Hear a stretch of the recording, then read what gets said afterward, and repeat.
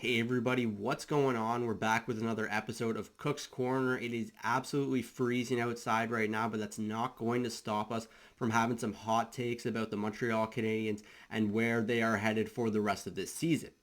There's been some really interesting discussions of late surrounding the Montreal Canadiens' future of the center ice position. Of course, you have the likes of Nick Suzuki and Kirby Dock as locks to be involved in that conversation in some manner, but there's been some discussion about whether or not Nick Suzuki could be better off as a winger, and I think there's some merit to that discussion in the long run. He's kind of had some ups and downs as a defensive NHL center here, but when you look at the roster the Montreal Canadiens have right now, it's kind of bleak in terms of the center ice position. Sure, you have Doc and Christian Dvorak, but down the middle, this isn't exactly a healthy Montreal Canadiens lineup. There isn't exactly a lot of defensive prowess in this lineup as of we speak right now. You have Jake Evans as well, who's out with an injury and will be for a while now. But there isn't really a matchup center on this roster right now that you can think of that would take the defensive responsibilities away from Suzuki. He's been giving the toughest responsibilities on any given night and also being asked to produce offense as well. And that can be a hard task to pull off for a young player in this league, especially one that's the captain of the Montreal Canadiens too. So I think there is some merit to potentially moving him to the wing, but that ultimately depends on what happens with this next draft class. If the Canadiens are able to add another top center prospect, whether that's a Connor Bedard, who's of course a generational prospect and would immediately become the Montreal Canadiens' number one center now and into the future, or you add a player like a Will Smith or a Zach Benson or someone that can play center for the foreseeable future for this team that really just has a higher ceiling and could really make that impact felt at the next level. Of course, Kirby Dock is a player that can really do a good job at both ends of the ice. He's showing his two-way awareness, and I think that's something that's really important for his growth as a center.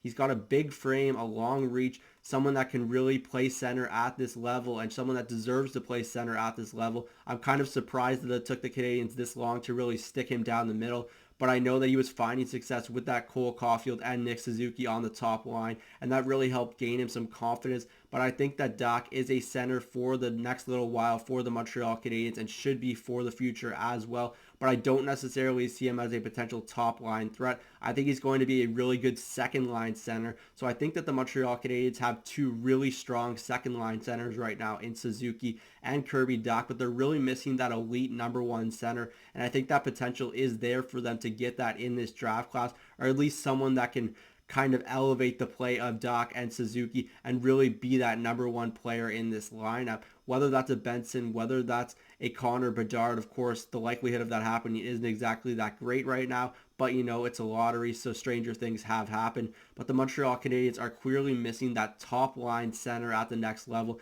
and I do believe they're going to have to figure that out sooner rather than later. Maybe that's Pierre-Luc Dubois in free agency or via trade the next summer or the summer after that. But until that's a sure thing, you can't really bank on that being where the Montreal Canadiens should make their decision moving forward here.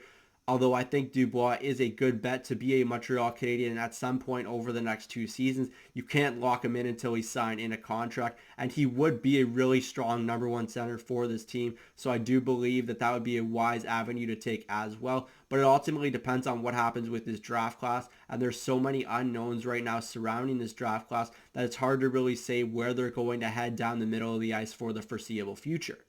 That's it for me today from Cook's Corner. As always, let me know in the comment section down below what you think the future of the Montreal Canadiens center ice position entails and who you want to see in those roles.